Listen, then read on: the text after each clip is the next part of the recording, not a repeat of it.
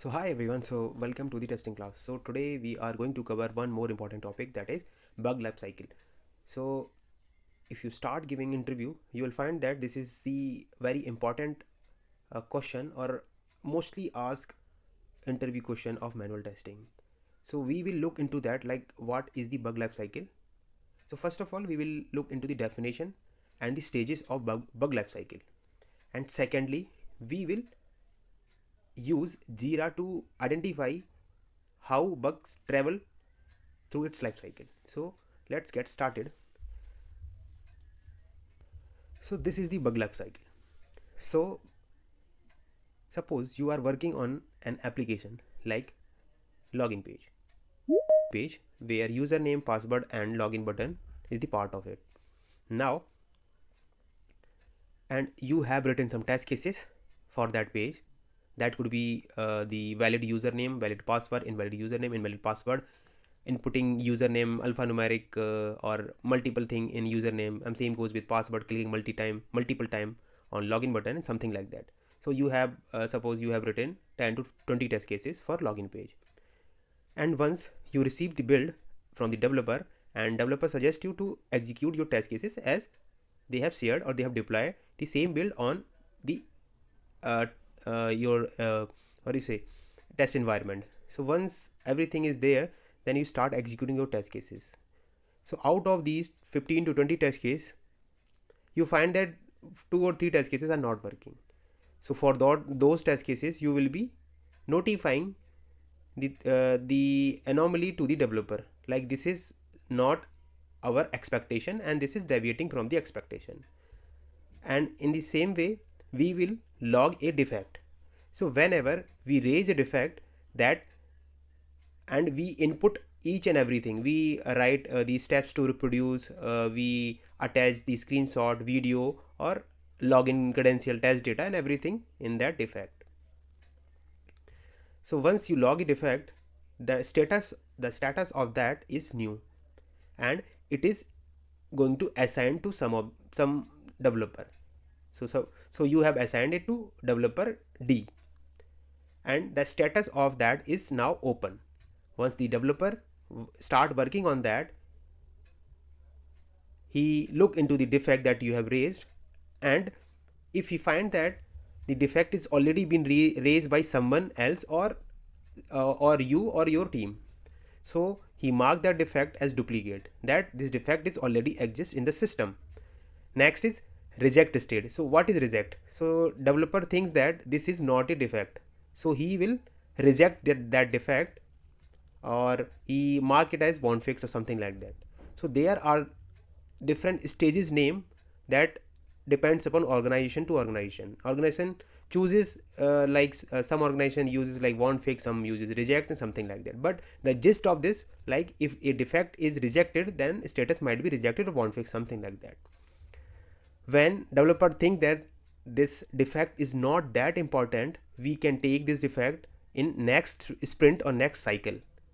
Why? Because this is very low priority defect and it is not going to impact our system that much. So he might say that okay, we are going to deliver this functionality in next release and we can wait for that defect to be fixed, so he marked it as a deferred.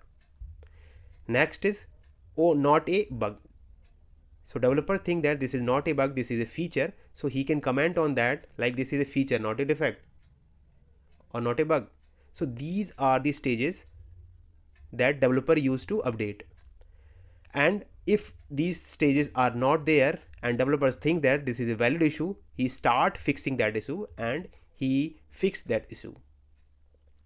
Then developer send it to the QA, because QA is the authority, or QA has raised the same defect and he need to verify it. So once defect is fixed, it is moved to pending retest. So why retest? Because we are going to test or recheck that particular defect. Now the stage is retest. So if I found that the defect is fixed, then I will move ahead. But if I found that defect is not fixed in this new build, then QA will reopen that defect. So once defect is reopened, you can see that the cycle is going to the the open state again.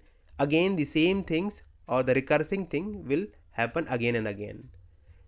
So second time when developer fix this defect clearly, or then he sent this defect fixed to QA to retest it. So QA retest it and verify, and he thinks that now the issue has been fixed. So QA verified it and closed this defect. So this is about the bug life cycle, as the name suggests, bug life cycle. So what are the different cycle, or what are the different name of the defect when it travel from new to closed. So this is all about bug life cycle. So I have created a Jira dashboard for you guys so that I can show it to you that this is how we will be creating a defect. So let it load. So let's take the example. This is my Jira dashboard and we are going to work on a login functionality. So that is the epic. So right now the epic is login functionality. Now this epic contains multiple stories, as we are going to deliver complete login page. So as we are going to deliver complete login page, we will start from username functionalities, password functionality, login button functionality, and complete login page, integration of all those entities in a single. So I have created, suppose I am a BA or product owner, I have created the epic and break this epic into multiple parts because I want this epic to be delivered in small chunks or pieces. Okay, this is how we used to work in the organization level too. So once my login functionality epic is created and there are few user story attached to it, then I'll move to my backlog thing. In backlog, I think that in this from 23rd Feb to 9 March of 14 days sprint, I will be working on only one user story. So that is username functionality. So I have created and started the sprint. So when I check this username functionality, you guys can see that. So this username functionality is a user story and it has some description or acceptance criteria. So when I say that acceptance criteria, it means to say it has some definition or it has some functionality that need to be present when login page is delivered or deployed on staging server for testing. So these all things I have created. I have copied it from ChatGPT, like username functionality. So creating username, user need to choose a unique username that is not already used in another, and something like that. You can use alphanumeric something. So all those functionality related things are written in user story. So that is very basic, because if I am going to deliver a login page, it consists of username, password, login button, and complete login page. So username functionality should be written in a story. That's why I have created. On the basis of this story, QA will be writing some test cases. Okay, so QA start writing test cases and developers start building this username functionality. Now when this story is being, right now it is in to do state. When developer picks it, developer mark it a dev in progress. So now once developer worked on this functionality, he mark it as resolve and assign it to QA. So right now it is unassigned and developer assign it to QA. Okay, now QA, so if I am the QA, then it is assigned to me. So this story is resolved. It means to say everything is done from the developer end. Now it is turn to execute your test cases to check this functionality. And by executing my test cases, so you must have written your test cases in your template, which can be Excel or any Jira X-ray or TestRail or any test management tool. So suppose out of those 15 or 20 test cases, you find that one functionality is not working as expected. So what will you do? You will create button and we will select the defect, the bug, issue type is bug, and we will enter the detail. So suppose in our case username is not accepting special character. This is what is happening in current application, and we are going to log a defect just for the same. So for that purpose, as a QA, I will be writing some steps to reproduce. So this will help developer to reproduce the defect on the basis of what all steps I have mentioned. So I have mentioned like user move to the URL, user enter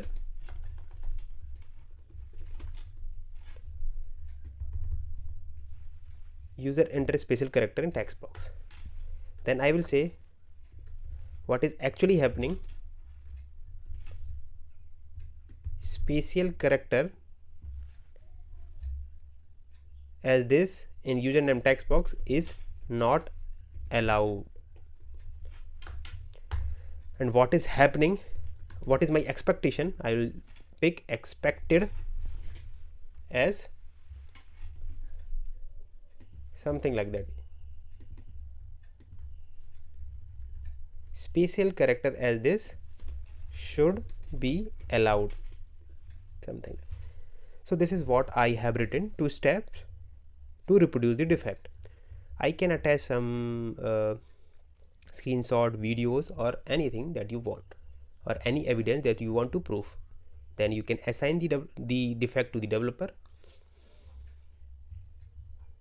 And once everything is done, here you can attach the files like video, document, or any evidence. So once you have filled all those things, you assign it to the concerned developer, you can create on click. So once you create on click, you can see that one issue is raised. So what issue is saying that username is not accepting special character, steps are these, and you can attach the screenshot of that. So once the issue is raised, it is in new state as we have seen. So once it is assigned, as you can see, assigned to developer, it is in open state. Now developer is working on that, and if he thinks that this is a duplicate one, he can mark it as duplicate. Or if he thinks this is not this is rejected or won't fix, he can mark it as reject and assign it to QA. And if he thinks this is a defect but it can be fixed in near future, so we can mark it as deferred. Now once issue is deferred, it is still in open state and it can be carried out to the next sprint or next cycle. Next is, if developer think that this is not a defect, he can mark it as not a defect and assign it to QA. QA verify it and close it. And if he thinks this is a valid defect, then developer fix that defect.